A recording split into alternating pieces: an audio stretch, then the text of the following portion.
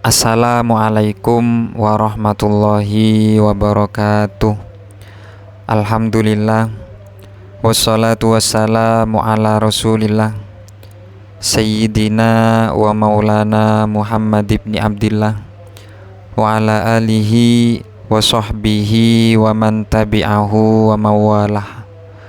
Qala Rasulullah sallallahu alaihi wasallam, may yuridillahu bi khairan yufaqihu fiddin, amma ba'd.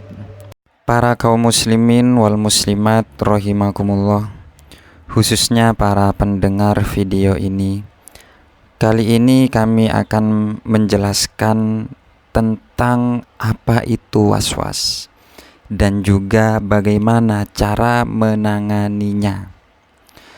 Kami ambil dari buku Tutur Hati Ustadzah Halimah Al-Idrus. Bismillahirrahmanirrahim.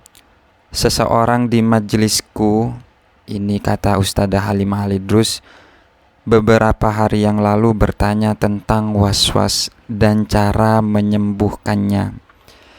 Yang dia maksud dengan waswas adalah adanya bisikan-bisikan saat dia melaksanakan sebuah ibadah.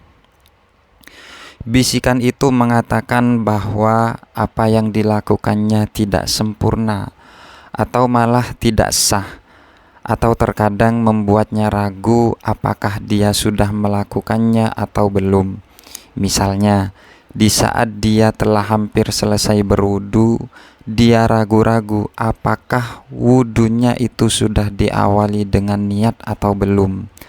Dan untuk meyakinkan dirinya, seringkali dia mengulang kembali wudunya, sehingga untuk berwudu saja dia membutuhkan waktu berpuluh menit lamanya. Demikian katanya. Saya menjawab, kata Ustadzah Halimah Al-Idrus, saya menjawab pertanyaan tersebut dengan menukil jawaban dari beberapa ulama. Saya juga ingat bahwa beberapa teman di pondok pesantren dulu banyak yang terganggu dengan penyakit ini, tentu saja mengganggu orang lain pula. Lebih daripada itu, penyakit satu ini obatnya tidak akan ditemui di apotik, padahal membiarkannya berlarut akan semakin menguasai hati. Jadi kiranya perlu untuk saya tuliskan metode pengobatannya di sini. Hingga jika ada di antara saudara-saudara pendengar merasa terkena penyakit ini, dia tahu bagaimana menghadapinya. Dan bagi yang lain diharapkan bisa belajar untuk mencegahnya. Bukankah mencegah itu lebih baik daripada mengobati? Baiklah, untuk mulai membahas hal ini, kita akan memulai dengan pertanyaan, apakah waswas itu?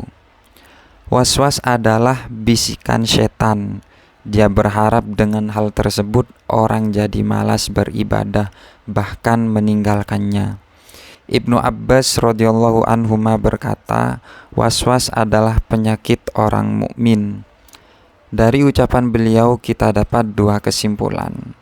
Pertama, hanya orang mukmin yang bisa terkena penyakit ini.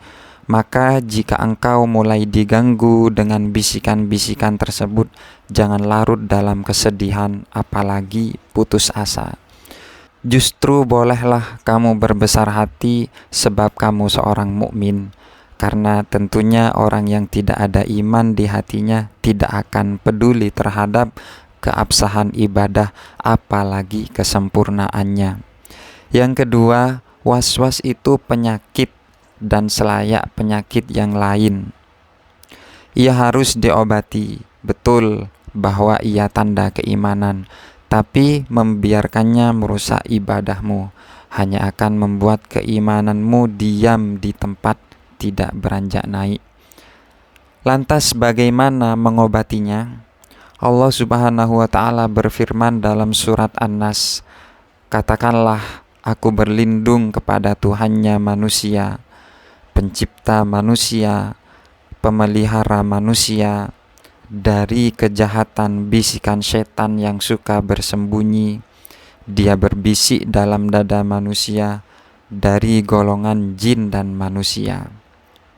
Dari ayat di atas kita bisa menyimpulkan bahwa was-was itu sumbernya dari setan. Dan Imam Ghazali dalam Minhajnya menjabarkan cara terhindar dari godaan mereka. 1. Lawan, jangan dengarkan apalagi diikuti. Jika dia mengatakan engkau belum berniat, katakan padanya, niat itu tempatnya di hati, dan tidak ada yang tahu isi hati kita kecuali Allah. Jika dia mengatakan pakaian kita kena najis, katakan padanya, aku tidak melihat ataupun menciumnya, dan kita lebih percaya kepada mata dan hidung kita daripada kepadanya. Sebab setan, meskipun bisikannya terdengar manis sekalipun, tak punya tujuan selain menyesatkan. Benar ucap Nabi Muhammad SAW, tatkala seorang di antara kalian tengah duduk dalam sholat, setan seringkali meniup bagian bawah tubuhnya, seolah ada angin yang keluar darinya. Apabila terjadi yang demikian, maka janganlah keluar dari sholat, kecuali jika dia telah benar-benar mencium baunya atau mendengar suaranya. Hadis riwayat Bukhari Muslim. Cobalah baca cerita yang saya nukil dari kitab I'anatut Thalibin ini. Suatu ketika datang seorang awam menemui Imam Ibnu Malik, seorang ahli tata bahasa Arab, penyusun kitab Alfiyah Ibnu Malik.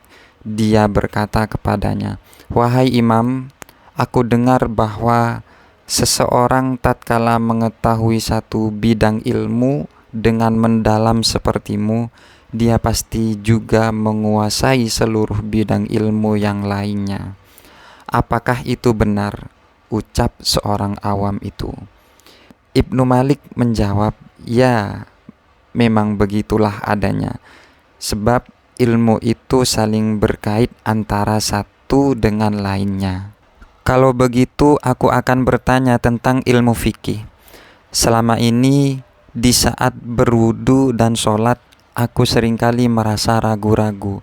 Apakah aku sudah membasuh muka, niat, takbir, baca Fatihah, ataupun pekerjaan yang lainnya, sehingga aku mengulang wudu dan sholatku berkali-kali. Menurutmu, apa yang harus aku lakukan untuk menghilangkan penyakitku ini?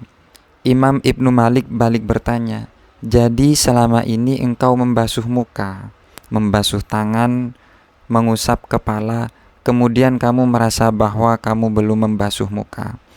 Atau kamu sholat, takbir, membaca Al-Fatihah, ruku, dan seterusnya, kemudian di waktu sujud kamu merasa sepertinya kamu belum membaca surat Al-Fatihah?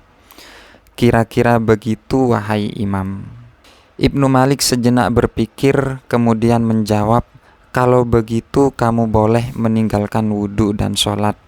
Ia tidak lagi wajib bagimu. Orang yang bertanya kaget luar biasa.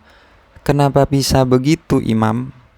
Ibnu Malik menjelaskan alasannya. Ya, sebab orang yang sudah takbir tapi merasa belum takbir, sudah berwudu tapi merasa belum membasuh muka, itu adalah orang yang tidak waras, dan orang gila tidak lagi wajib mengerjakan sholat. Apa yang disampaikan Imam Malik kepadanya benar-benar dapat menjadi obat, sebab sejak saat itu dia tidak lagi mengikuti was-wasnya. Dia tidak mau menjadi gila atau dianggap gila. Yang kedua, yang menurut Imam Ghazali, yaitu ikutilah pendapat ulama yang memberi fatwa paling ringan dalam masalah tersebut. Jika was-was yang dialami adalah dalam permasalahan fikih seperti wudu, sholat, puasa, dan lainnya, maka sebaiknya ikutilah pendapat yang ringan dalam masalah tersebut. Sebab was-was yang merupakan penyakit hati, pengobatannya sama dengan penyakit badan. Ia membutuhkan sesuatu yang berlawanan dengan yang dia alami. Orang yang kena panas tinggi, diobati dengan didinginkan badannya, dan yang kena kurang darah diberi suplemen penambah darah untuk menstabilkannya. Jika seseorang was-was dalam masalah niat misalnya, dia bisa mengikuti pendapat Imam Abu Hanifah yang mengatakan bahwa niat itu tidak wajib. Maka mengingat pendapat yang berat dalam suatu permasalahan bagi orang yang was-was sama saja dengan menambahkan gula di makanan penderita diabetes. Cobalah baca kisah yang pernah diceritakan guru saya di bawah ini. Datang seseorang mengadu kepada Habib Abdurrahman Al-Masyhur, seorang mufti Hadramaut pada zamannya, sekaligus pengarang kitab Bughyatul Mustarsyidin tentang penyakit was-was terhadap najis yang sudah sangat mengganggunya. Dia berganti pakaian setiap sholat karena merasa bahwa pakaian yang dikenakannya berkemungkinan terkena najis, dan karena ada kemungkinan najis itu juga mengenai badannya, dia memutuskan untuk mandi sebelum wudhu. Habib Abdurrahman tidak menjawab keluhannya, akan tetapi mengajaknya menuju masjid tatkala azan berkumandang. Beliau hanya perlu memastikan satu hal, "Kamu yakin bahwa saya adalah gurumu yang tidak akan memutuskan sesuatu kecuali dengan ilmu?" Orang itu pun mengangguk mantap. Di tengah perjalanan, mereka mendapati seekor kambing yang sedang buang kotoran. Orang itu pun berusaha menjauh sebisa mungkin. Akan tetapi sang guru justru menghentikan langkah dan malah menyuruhnya untuk mengambil kotoran tersebut dan meletakkannya di saku baju yang tengah dia kenakan. Beliau berkata, ada di antara ulama yang bermadhab Syafi'i berfatwa bahwa kotoran dari binatang ternak yang boleh dimakan dagingnya itu suci. Meski keberatan orang itu menuruti ucapan gurunya, meletakkan kotoran di sakunya dan berangkat sholat dengan pakaian tersebut, sejak hari itu sembuhlah penyakit was-wasnya. 3. Obat was-was yang menurut Imam Ghazali, mohonlah perlindungan kepada Allah dari godaan setan, sebab hanya dialah sumber kekuatan, dan tatkala hati mengingatnya, seseorang dapat mengalahkan musuh manapun. Nabi Muhammad SAW mengatakan tentang tafsir dari surat An-Nas ayat 4, yaitu dari kejahatan bisikan setan yang suka bersembunyi. Setan bersembunyi tatkala seseorang mengingat Allah Subhanahu wa ta'ala, dan dia akan menguasai tatkala orang tersebut lupa kepada Allah Subhanahu wa ta'ala. Maka setiap was-was itu datang, konsentrasikan pikiranmu mengingat Allah dan mohonlah agar dia menjagamu dari godaan setan. Bisikan-bisikan itu pasti akan berkurang.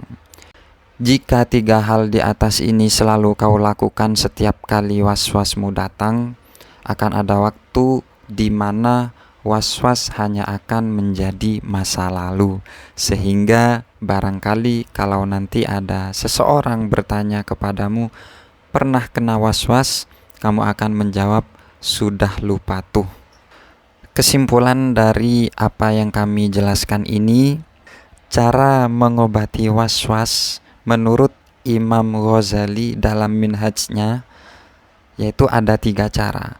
Pertama, lawan, jangan dengarkan apalagi diikuti.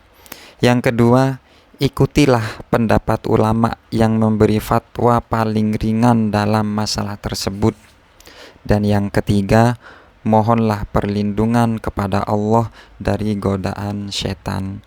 Kiranya hanya ini yang bisa kami sampaikan, kurang lebihnya kami mohon maaf yang tiada tara. Semoga kita semua dijauhkan dari penyakit was-was, dan ketika ada di antara salah satu dari kita ada yang terkena penyakit was-was, semoga bisa sembuh. Amin Allahumma amin. Wallahul muwafiq ila aqwamit thoriq. Assalamualaikum warahmatullahi wabarakatuh.